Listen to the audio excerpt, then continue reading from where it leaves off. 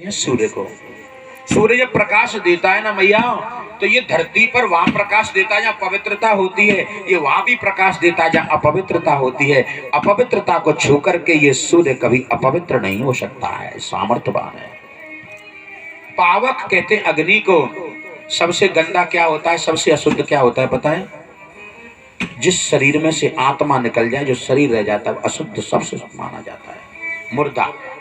और आपने देखा होगा कि जो लोग कंधा लगा करके मुर्दा लेके जाते हैं वो तो अशुद्ध माने ही जाएंगे, लेकिन उनके पीछे लोग जाते हैं, छूते तक नहीं है किसी को, वो भी अशुद्ध माने जाते हैं। जब तक स्नान न कर ले, कड़वा नीम न चबा ले, तब तक पवित्रता नहीं आती है, इतना पवित्र होता है।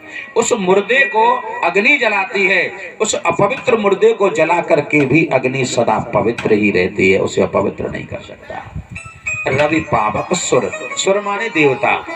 किसी भी देवता को कोई भी अपने घर में आह्वान करके बुला सकता है, और भगवान किसी रूप में किसी के भी यहाँ आ जाएं तो वो ये कहे कि मैं अपवित्र हूं तो देवता को अपवित्र कर दूं, देवता को अपवित्र नहीं कर सकता।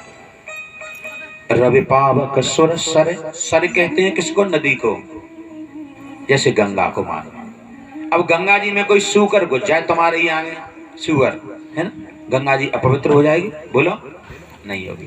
गंगा जी में जाने कितने शहरों के नाले आ रहे हैं गंदे हैं, तो क्या गंगा जी गंदी हुई? नहीं।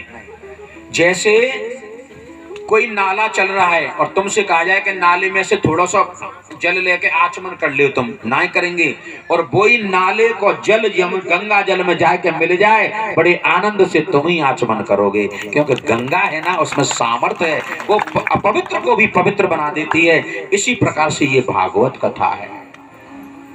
पावना नाम च पावनम, ये पावनों में भी सबसे पवित्र पावन श्रीमद् भागवत कथा है।